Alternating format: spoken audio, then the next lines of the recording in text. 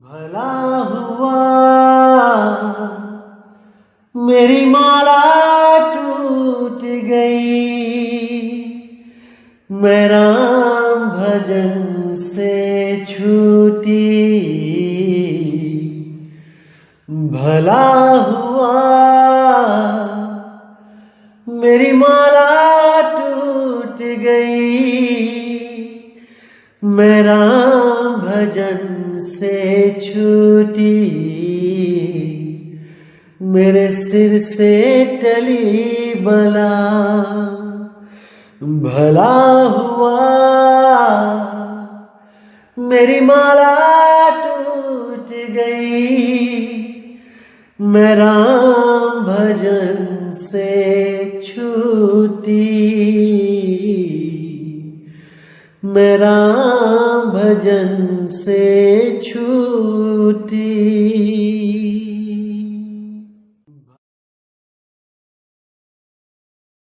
नमस्कार मेरे प्यारे भाइयों, मेरे परमात्मा के प्यारे जीव हंसों। मैं हमेशा मालिक से यही दुआ करूंगा कि आप सब मेरे भाइयों का विवेक पहले से ज्यादा और ज्यादा और ज्यादा से ज्यादा बढ़ता ही जाए। बस मेरे दिल की यही अरदास है कि ऐसी कोई चीज ना रहे जो आपको समझ ना आए। हर चीज आपको बिल्कुल क्रिस्टल क्लियर होती जाए। बस यही चाहूंगा मैं, यही अरदास करूंगा उस बंदी छोड़ से, उस परमपिता परमात्मा से कि वो आपके विवेक शक्ति में बढ़ोतरी करता ही जाए और ऐसा कोई भी अज्ञान ना रहे इस दुनिया में जो आपको 1% भी भ्रमित कर पाए। कुछ ना रहे ऐसा। आपका ये भाई आपकी पूरी मदद करने के लिए तैयार है। बस आप निष्पक्ष भाव से इस सत्संग को सुनते रहिए और उस पर विचार करते रहिए। विवेक लगाइए कि जो मैंने बात कही है वो सत्य है या असत्य है। जवाब मेरे भाई आपके अंदर से ही आएगा। उस परमात्मा का जवाब आपके अंदर से आएगा। बस उसको पहचानने की कोशिश करो। साहिब बंदगी। और दोस्तों, आपको बताना चाहूंगा कि काफी दिनों से कुछ लिंक व्हाट्सएप पे शेयर किए जा रहे हैं जिसमें कुछ गुरुओं की फोटो लगाई गई है और कुछ भड़काऊ से शब्दों से टाइटल दिया गया है। दोस्तों, ऐसे किसी भी चैनल से हमारा कोई लेना देना नहीं है। आप उनको बिल्कुल ना देखें, बिल्कुल भी ना देखें, क्योंकि वो सत्संग हमारे ही अपलोड कर रहा है और गलत फोटो लगा लगा के दुनिया को भ्रमित कर रहा है। बिल्कुल भी उनका चैनल ना तो सब्सक्राइब करें और जिन्होंने किया है वो अनसब्सक्राइब कर दें। बिना मेरी परमिशन के जो सत्संग अपलोड किए जा रहे हैं ये बिल्कुल गलत बात है। आप ये सब बंद करें। और कोई भी मेरा भाई अगर अपने चैनल पे कोई सत्संग मेरा चलाना चाहता है तो पहले परमिशन लो। प्रचार में योगदान करना है तो बिल्कुल सही तरीके से करो। किसी भी गुरु की फोटो नहीं लगानी है। सब गुरु मेरे बड़े अपनी अपनी ठौर। शब्द विवेकी पारखी सो माथे कम और। हमने हर गुरु की इज्जत करनी है। हमें किसी भी गुरु से हमारा वैर नहीं है भाई। हर गुरु अपनी अपनी सीमा में अपने अपने शिष्यों को ज्ञान दे रहा है। जहां तक उसकी पहुंच है वो अपने अपने शिष्यों को पहुंचा रहा है। क्या दिक्कत है इसमें? इसलिए मेरे भाई ये जो गलत काम है इसको बंद करो और अगर करना ही है तो सही से करो। जैसे मैं किसी की फोटो नहीं लगाता हूं, आप भी मत लगाएं। साहिब। तो भाइयों, आज जो वाणी लेंगे वो घट रामायण से है। तुलसीदास जी की जो रचना है, तुलसी साहिब हाथरस वाले। तो उस ग्रंथ पे जब पेज नंबर 59 पे देखेंगे तो वहां पे जो वाणी लिखी है, अंतर गुफा तहां चली जाऊं जहां साहिब के दर्शन पाऊं, पांचों नाम जीव जब भाखा, छठवां नाम गुप्त कर राखा। पांचों नाम काल के जानो, तब दानी मन शंका आनो। तो देखिए यहां पे बिल्कुल क्लियर है कि ये पांच नाम परमात्मा के द्वारा नहीं बताए गए हैं। ये पांचों नाम जीव के द्वारा उच्चारण किए गए हैं। जीव यानी एक मनुष्य, क्योंकि बाकी जीव तो 52 अक्षर उच्चारण कर ही नहीं सकते, केवल एक मनुष्य ही 52 अक्षर उच्चारण कर सकता है। इसीलिए उस जीव ने जब 5 अक्षरों को भाखा, तब वो अपने ही बनाए जाल में फंस गया। 52 अक्षर के ही इस अदृश्य जाल में फंस गया। और वो छठवां जो नाम है, जिसकी वजह से ये 5 नाम पैदा हुए हैं, वो गुप्त रह गया। वो गुप्त रह गया क्योंकि जीव उसके बारे में नहीं जान सकता। जब तक पीव आके उसको मूल ज्ञान ना समझा दे, तब तक जीव इन्हीं नामों में उलझा रहता है। चाहे वो ये 5 नाम होए, चाहे ये 5 से बनने वाले 5 लाख नाम हो जाएं, चाहे 5 करोड़ नाम हो जाएं, जीव इन नामों में ही उलझा रहेगा। अगर जीव को इस नाम के जाल से निकलना है तो भाई ऐसा गुरु ढूंढना पड़ेगा जो 52 के जाल को तोड़ सके, जो उस जाल से इस जीव को बाहर निकाल सके। जब 52 का टूटे डोरा, सहजे छूटे काल झकोरा। फिर नहीं आवे फिर नहीं जावे, और सार शब्द में रहा समावे। उस सार शब्द रूपी परमात्मा में ही सुरती हमेशा के लिए समा जाती है। उसका आवन जावन खत्म हो जाता है, वो मुक्त हो जाती है। अरे सुरत फंसी संसार में, तासे पर गए दूर। सुरती बांध स्थिर करो, 8 पहर हुजूर। कहां स्थिर करना है? शब्द में स्थिर करना है। शब्द ही वो स्थान है, शब्द ही वो परमात्मा है, शब्द ही वो वस्तु है, जो गुप्त वस्तु बिना वेदी गुरु के नहीं मिल सकती, मिल ही नहीं सकती। इसलिए बिना गुरु के अगर कोई कहे कि मुक्ति चाहिए, नहीं मिल सकती। कितनी ही किताबें पढ़ लो, कितने ही ग्रंथ पढ़ लो, कितने ही वेद पुराण गीता भागवत बीजक कबीर मंसूर कबीर सागर जो मर्जी पढ़ लो, आप केवल शब्द ही पढ़ सकते हो। उसके गुप्त भेद गुप्त राजों को नहीं जान सकते जब तक वो स्वयं बंदी छोड़ाकर भेद ना बता दे। और जो गुरु 52 से अलग नहीं कर सकते अपने शिष्य को, वो काल के ही दूत हैं। जो नर पड़े 52 के फेरा, सो नर जानो काल के चेरा। वही काल के चेले हैं, वही काल के दूत हैं जो 52 अक्षरों में उलझे हुए हैं और दूसरों को भी उलझा देते हैं। तो आगे कहते हैं, निर्गुण निराकार निर्बानी, धर्म रायो 5 बखानी। जीव नाम निज कहे बिचारी, जान बूझ दानी झक मारी। जाओ जीव यह राह तुम्हारी, हम नहीं रोकें बात बिचारी। अब यहां क्लियर है कि जो निर्गुण निराकार, जो निरंजन है, ये जितने अधूरे गुरु हैं, ये सब उसी के साथ जोड़ते हैं कि परमात्मा निराकार है, परमात्मा निर्गुण है, ज्योति स्वरूपी है, इसी में उलझाते हैं।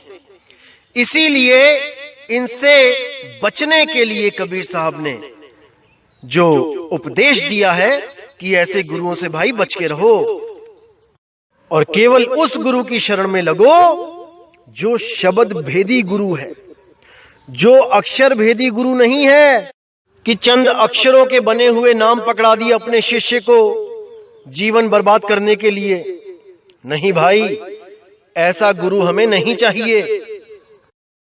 कि नाम दे दिया ओम कलियम हरियम शरियम सोहम सत्यम, या दे दिया ज्योत निरंजन ओंकार आरंकार सोहं सतनाम, या पकड़ा दिया सतपुरुष अकाल मूर्त शब्द स्वरूपी राम, या पकड़ा दिया ओम नमो भगवते वासुदेवाय नमः, या पकड़ा दिया हरे कृष्णा हरे राम। कोई भी नाम अगर गुरु ने पकड़ा दिया तो समझ जाओ मेरे भाई कि आप 52 अक्षर में ही उलझा दिए गए हो। चाहे वो सत्य कबीर ही क्यों ना हो, सत्य कबीर का भेद जब तक नहीं मिलता मुक्ति नहीं हो सकती। लेकिन जब तक सत्य कबीर का भेद ना मिल जाए, इसको भी एक आसरा समझो। जब तक सत्य कबीर का भेद ना मिल जाए, जैसे कोई भी वस्तु जो आप ढूंढते हो, अगर उसका नाम पता है तो भाई 99% चांस होते हैं कि आपको वो वस्तु मिलेगी। और अगर कुछ ढूंढने लग जाओ और उसका नाम ही नहीं पता और कोई पूछे भी तो भैया क्या ढूंढ रहे हो, जब नाम ही नहीं पता तो क्या बताओगे कि क्या ढूंढ रहा हूं, वो नहीं मिल पाएगा। इसीलिए बोला है आदि नाम है सत्य कबीरा। आदि नाम पहचानो भाई, जब तक उसको पहचानोगे नहीं, जब तक उसका नाम नहीं जानोगे, वस्तु नहीं मिलेगी। इसीलिए बोला गया है कि पहले वस्तु का नाम जान लो, फिर करो वस्तु का मोल, फिर उसको ढूंढो। जैसे घर से कुछ निकलते हो सामान लेने के लिए, तो पहले दिमाग में एक नाम होता है कि इस नाम की वस्तु हमें चाहिए। अब वही नाम की जो वस्तु है वो लेने जब आप जाते हो तो दुकान से आप वस्तु लेके आते हो, नाम लेके नहीं आते हो कि उसने वही नाम पकड़ा दिए जपने के लिए। कि गए थे सत्य कबीरा लेने तो गुरुजी ने भी सार नाम के नाम पे दे दिया सत्य कबीरा कि जपी जाओ इसको सत्य कबीरा। मूर्खता है ये, मूर्खता। बिल्कुल नहीं फंसना है दोस्तों इस जाल में, बिल्कुल नहीं।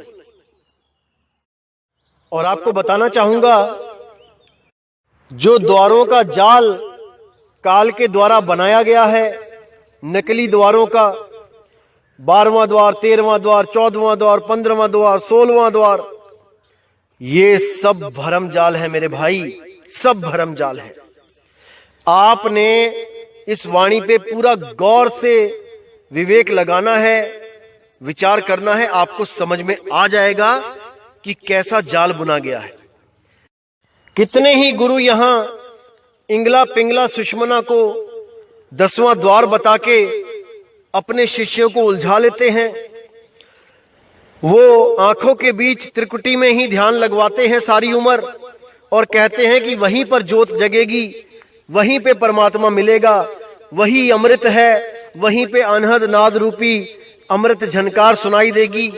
इसी में अपने शिष्यों को सारी उम्र के लिए उलझा देते हैं और उनके शिष्य ये सोचते रहते हैं कि देखो हमारे कितने अच्छे भाग है जो हमें सतगुरु मिला।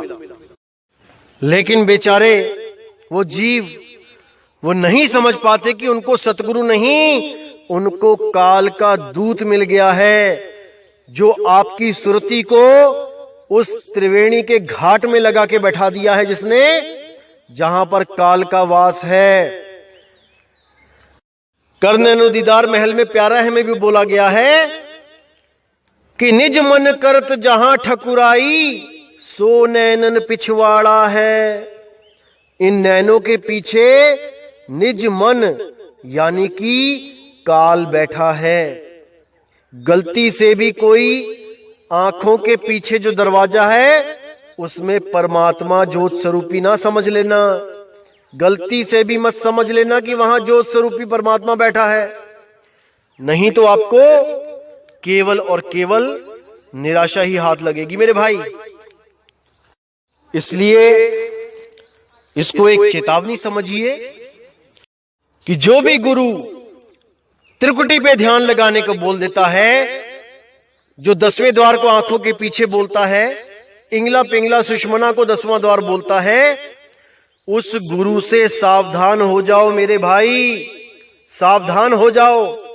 चाहे नाम कोई भी हो, चाहे वो सोहंग जपवा रहा हो श्वासों के द्वारा, चाहे वो 5 नाम जपवा रहा हो, चाहे 3 नाम जपवा रहा हो, अगर उसने त्रिकुटी में ध्यान लगवा दिया तो भाई अंत समय हाथ मलने के अलावा कुछ पल्ले नहीं रहेगा।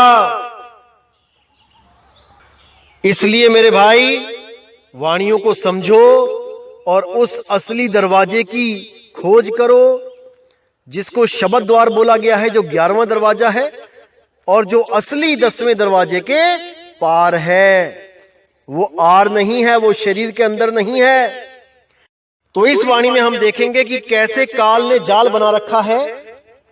कबीर साहब ने 10वें द्वार के पार 11वें द्वार का जिक्र किया है, वही सत्य है और सत्य से आगे जो चला जाता है उसके लिए कबीर साहब ने बोला है, आगे खोजे गिर पड़े, पीछे खोजे भुलाए, और सार शब्द से आगे खोजे बांधा जमपुर जाए। जो उस 11वें द्वार को यानी सार शब्द को छोड़ के कहीं और जाने की बात करता है, कुछ और ढूंढता है, वो मां के गर्भ में वापस आ जाता है। तो देखिएगा यहां पे वाणी क्या कहती है। द्वार भेद,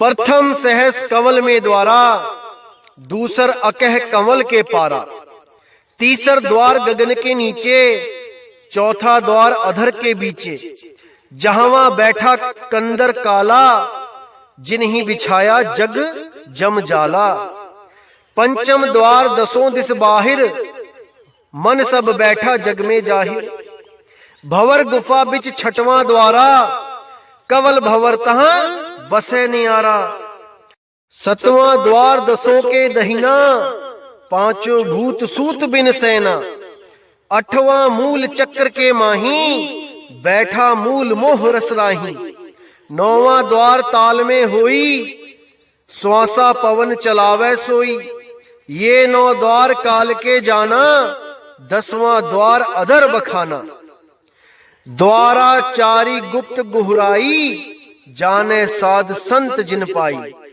ऐसे 14 भेद पुकारा, 15 द्वार सत्य के पारा, 16 खिड़की अगम निशानी, जामे सत साहिब की बाणी, ताके परे द्वार नहीं देखा, जहां एक साहिब नाम न भेखा, संत सैल वह अगम निशानी, बसे संत वही धाम अनामी।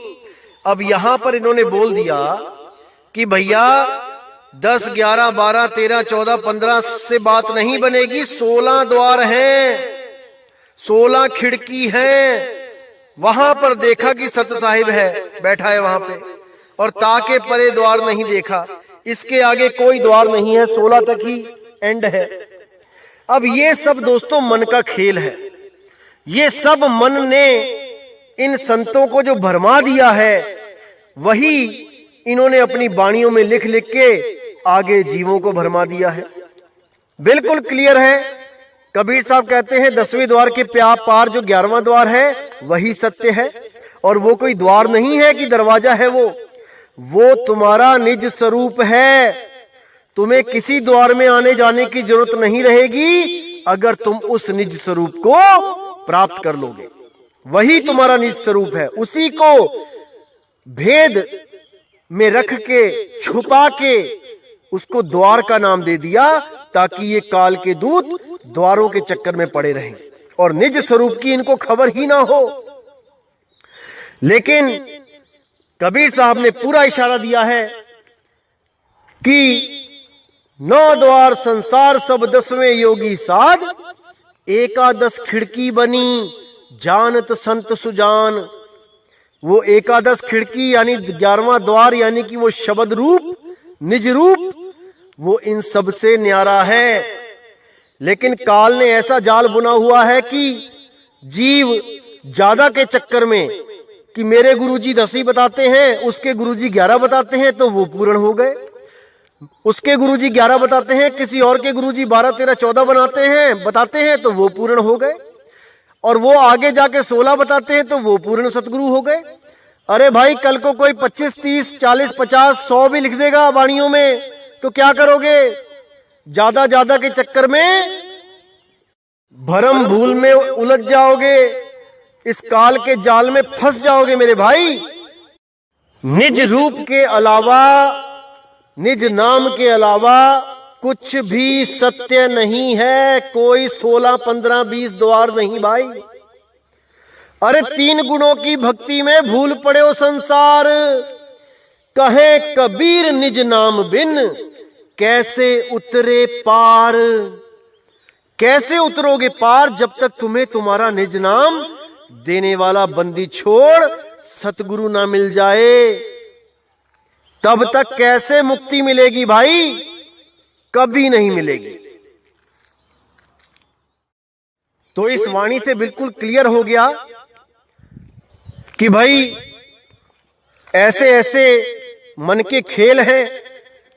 मन जो भरमाता है, आगे से आगे द्वार दिखाता रहता है और जीव बेचारा उस मन की चाल में उलझता चला जाता है। इसने बड़े बड़े संतों को नहीं छोड़ा भाई, इसने बड़े बड़े भक्तों को नहीं छोड़ा, किसी को नहीं बख्शता। ये असल में इस मन का जो जाल है वो केवल ये है कि ये आपको कल्पनाओं में जीना सिखाता है।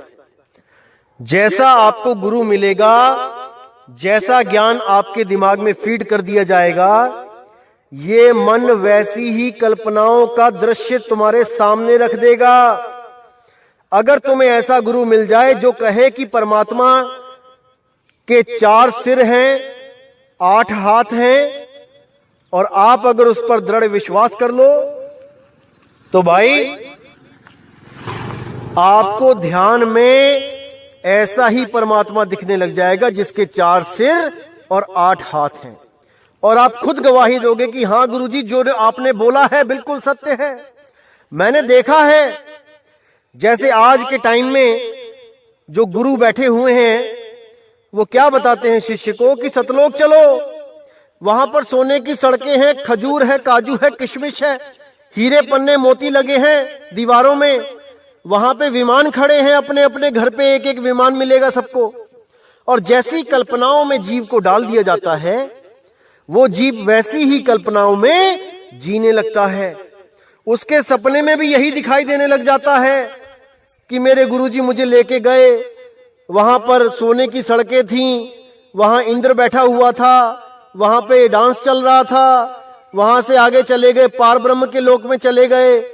पता नहीं क्या क्या ये मन उलझा उलझा के उनको भ्रमित करता रहता है, और वो लोग बेचारे इसको सत्य मानकर अपने गुरु के अटल शिष्य बने रहते हैं, क्योंकि उनको मन का खेल नहीं पता ना भाई। अभी इस मन का खेल बहुत खतरनाक है, बहुत खतरनाक। बड़े बड़े जोगी, सिद्ध, तपस्वी, जटाधारियों को इसने नहीं छोड़ा। हजारों साल तपस्या करवा के उनकी भक्ति जीरो कर डाली। एक को भी नहीं छोड़ा इसने, एक को भी। अरे मन ही स्वरूपी देव निरंजन तुम्हें राख भरमाई हो।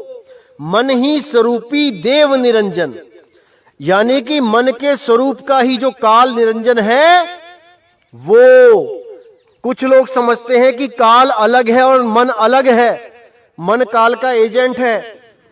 नहीं भाई, मन और काल ये दोनों एक ही चीज है, एक ही चीज है। काल साकार कह देते हैं, मन को निराकार कह देते हैं। ये दोनों ही एक ही सिक्के के 2 पहलू हैं, हेड और टेल, लेकिन सिक्का एक ही है भाई। इसी को साकार ब्रह्म और निराकार ब्रह्म कह दिया जाता है। आने वाली ऑडियोज में मैं सत्संग में पूरा क्लियर करके बताऊंगा कि कैसे ये साकार होता है, कैसे ये निराकार होता है, कैसे ये भ्रमित करता है, कैसे ये जीवों को खाता है। हर चीज क्लियर होगी, बस आप विवेक के द्वारा सत्य सत्य का निर्णय करते चले जाएं। तो दोस्तों, उम्मीद करता हूं कि आज आपके दिमाग से ये द्वारों का चक्कर पूरी तरह खत्म हो चुका होगा कि 11वां, 12वां, 13वां, 14वां, 15वां बढ़ते ही जाना है, बढ़ते ही जाना है जब तक अंत ना आ जाए। दोस्तों, ये सब भरमजाल है, इसको अपने दिमाग से बिल्कुल निकाल दो। और जो भी संत आपको तुलसी साहिब जी की वाणी दिखाकर इंगला पिंगला सुषमना के द्वार में जाने के लिए जो इशारा कर दे गुरु, समझ जाना दोस्तों वो काल का ही दूत है। और वाणी कौन सी दिखा के? रास्ता शाहरग में है दिलबर पे जाने के लिए, दिल का हुजरा साफ कर जाना के आने के लिए। दोस्तों इस वाणी को दिखा दिखा के लोग भ्रमित करते हैं, ये अधूरे गुरु और ये इंगला पिंगला सुषमना में आपकी सुरती को लगा देते हैं, जो आपको हमेशा हमेशा के लिए भ्रमित कर देता है। ये रास्ता ऐसा रास्ता है दोस्तों, उस भूल भुलैया की तरह है, एक बार जो इसमें चला गया वो बाहर नहीं निकल सकता। ब्रह्मा विष्णु महेश ने भी इसी इंगला पिंगला सुषमना में ध्यान लगाया था, जन्मों जन्मों तक वो भी इससे बाहर नहीं आ सके और बार बार गर्भ जून में अवतार धारण करते रहे। साहिब कहते हैं साधु सिद्ध त्रिदेव आदि सब 5 शब्द में अटके, मुद्रा साध रहे घट भीतर, फिर औंधे मुंह लटके। इन्हीं 5 नामों के द्वारा और 5 मुद्राओं में, जिसमें इंगला पिंगला सुषमना के अंदर जाने को भी एक मुद्रा कहा गया है, इन्हीं मुद्राओं में सब उलझे हैं, सब A to Z। इन्हीं से बाहर निकालने के लिए बंदी छोड़ सतगुरु को एक मनुष्य रूप धारण करके इस दुनिया में आना पड़ता है। और आकर वो एक ऐसा रास्ता बताता है जिससे आपको अपने ही स्वरूप की प्राप्ति हो जाए। अपने निज स्वरूप को प्राप्त करके आप हमेशा के लिए जन्म मरण से मुक्त हो जाएं। उसका केवल यही काम है इस दुनिया में आने का, ना कि अपना नाम जपवाने का। अरे भाई वो अपना नाम जपवाने नहीं आता है, वो आपको आपका नाम देने आता है। आपको आपका नाम, आपका निज नाम। तो दोस्तों उम्मीद करूंगा कि आज के सत्संग से आपको कुछ और विवेक की जागृति हुई होगी, काफी भ्रम निकल गए होंगे इस दिमाग से और सत्य की तरफ एक और कदम आपने बढ़ा दिया होगा। तो दोस्तों मैं आपसे विदा चाहूंगा।